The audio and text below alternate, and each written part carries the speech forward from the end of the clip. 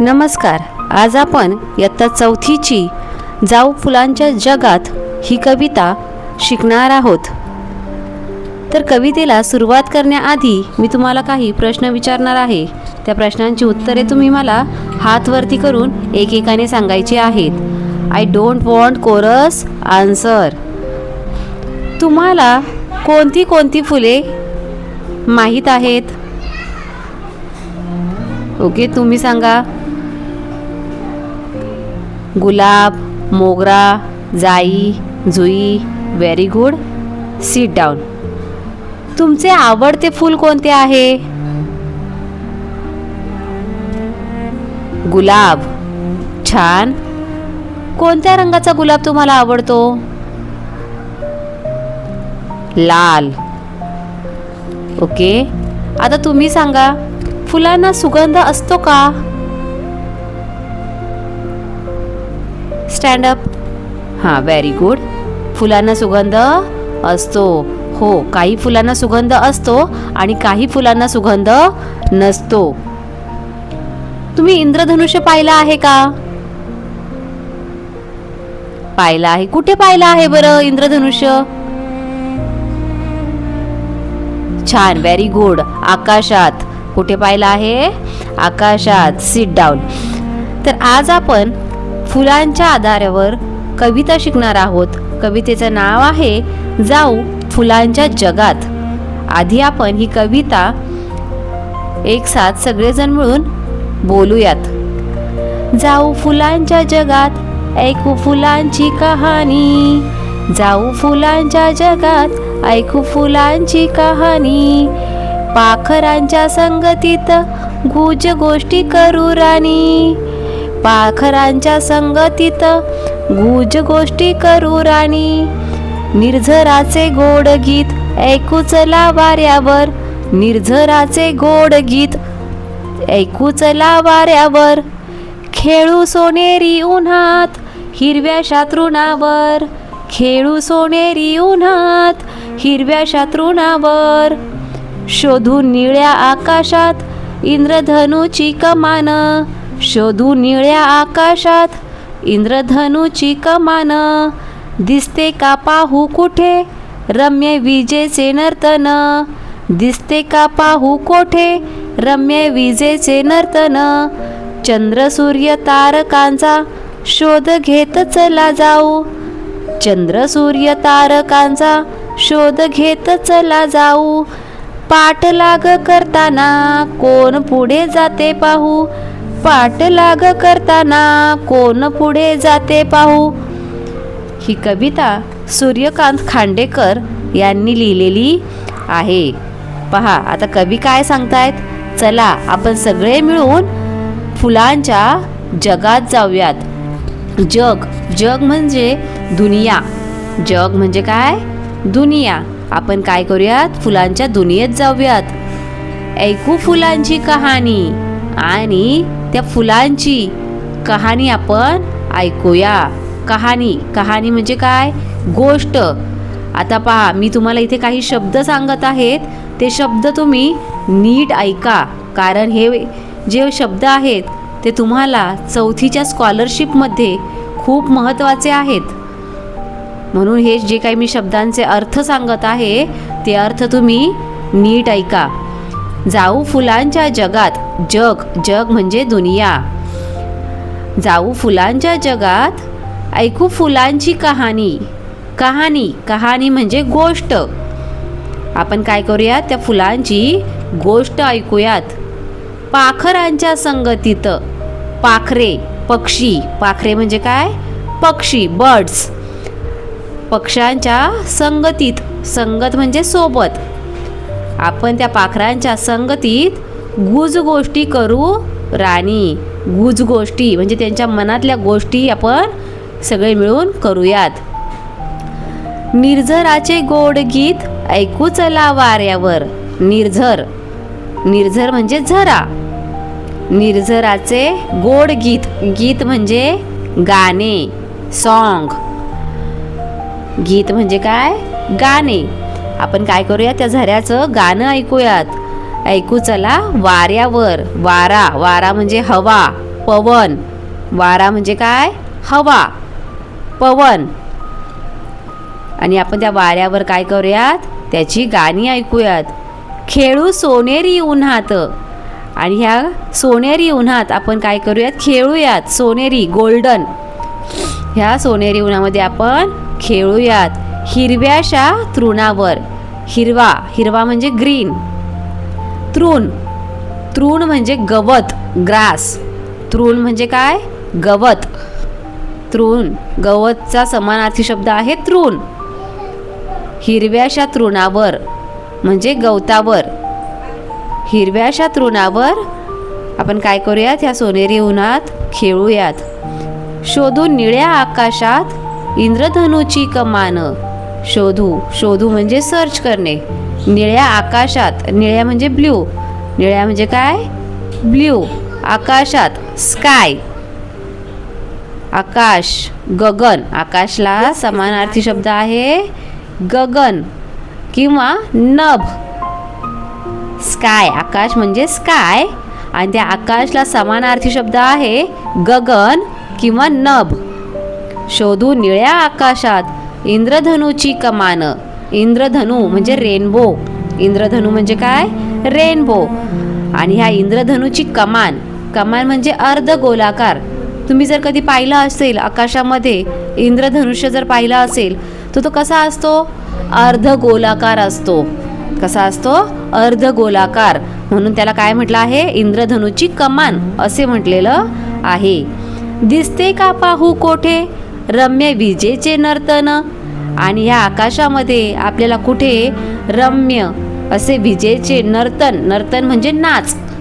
विजा चमकतात तेव्हा त्या काय करतात रे? झप्पक झप्पक असं लाईट लावतात, हो की नाही? विजेचा प्रकाश पडतो.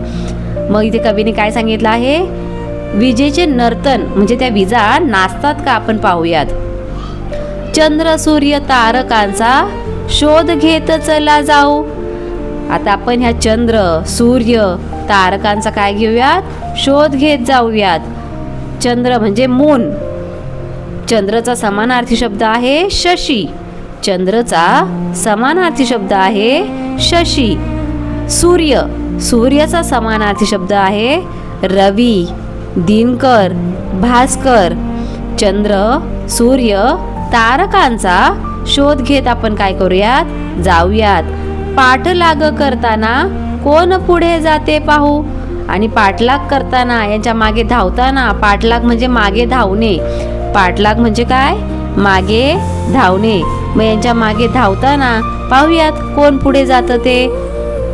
असा हा त्या कवितेचा अर्थ आहे.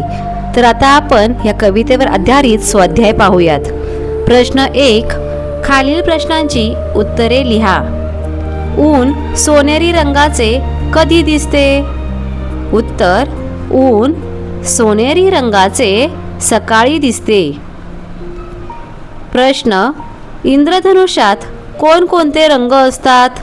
उत्तर: इंद्रधनुष्यात जांभळा, निळा, आकाशी, हिरवा, पिवळा, नारंगी आणि लाल हे 7 रंग असतात.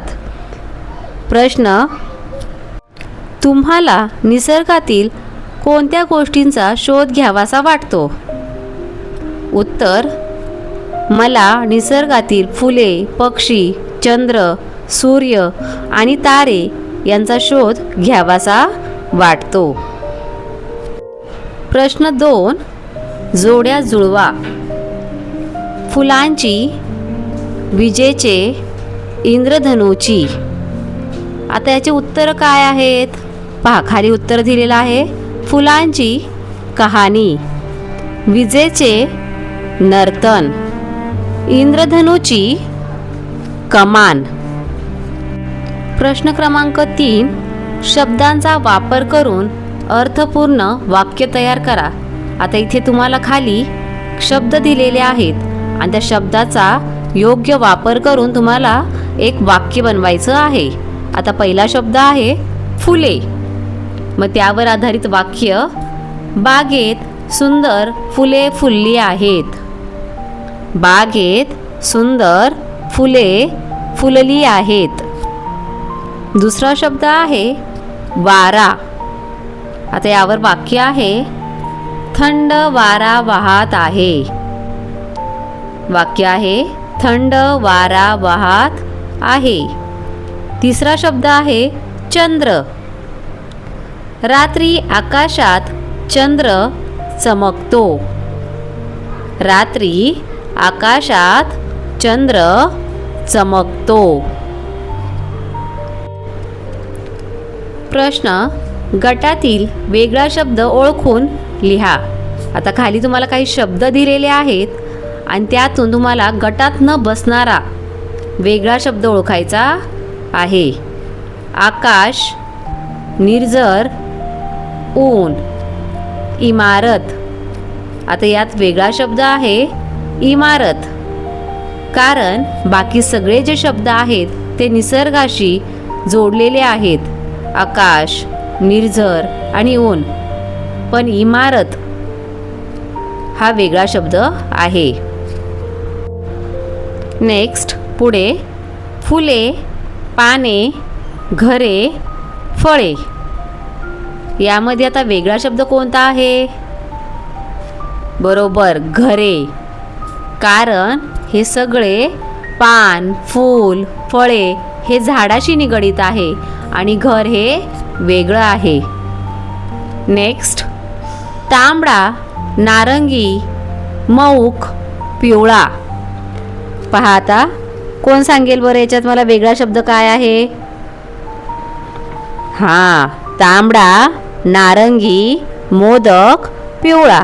आता याच्यामध्ये हे सगळे नारंगी, पिवळा, तांबडा हे रंगांची नावं आहेत, पण मोदक हा एक खाण्याचा पदार्थ आहे, म्हणून मोदक हा वेगळा शब्द आहे. पुढे रुमाल, पट्टी, पेन्सिल, पेन. आता यातला वेगळा शब्द कोणता आहे? रुमाल. Very good. का बरं? कारण पट्टी, पेन्सिल, पेन हे सगळे शालेय उपयोगी वस्तू आहेत आणि रुमाल हा वेगळा शब्द आहे. पुढील प्रश्न आहे, चौकटीत दिलेली झाडांची नावे ओळखा व लिहा. पहा आता इथे तुम्हाला आम दिलेला आहे आणि पुढे तुम्हाला सांगितलं आहे चौकटीत काय लिहायचं आहे? बा. मग काय शब्द तयार होणार? आंबा. पुढे जा हे अक्षर तुम्हाला दिलेलं आहे आणि तुम्हाला 2 अक्षर लिहायचे आहेत.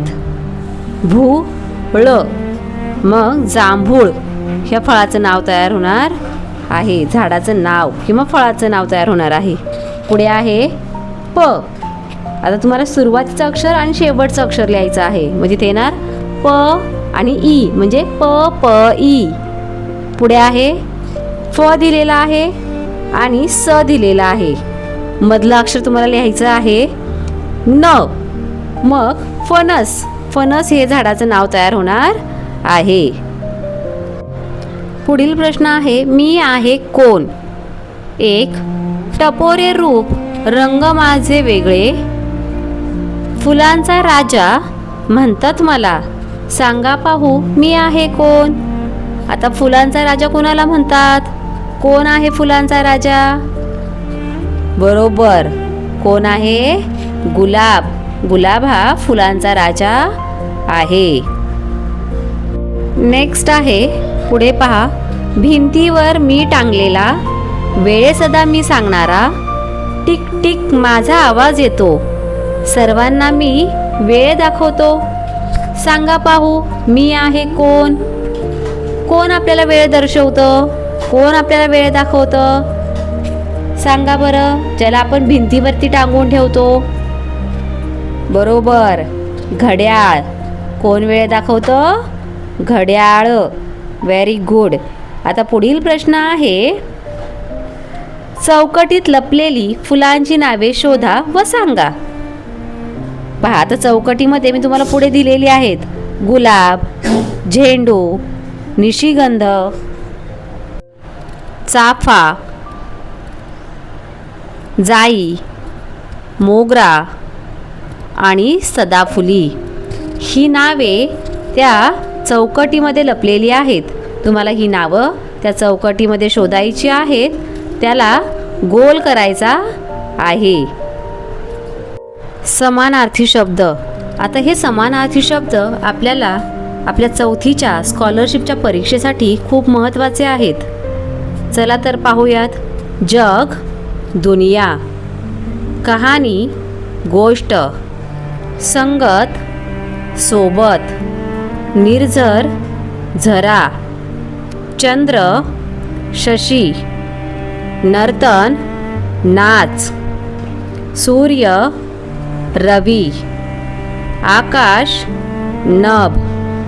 ऊन, सूर्यप्रकाश. पाऊल, चरण. गीत, गाणे.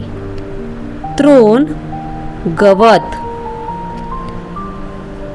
धन्यवाद.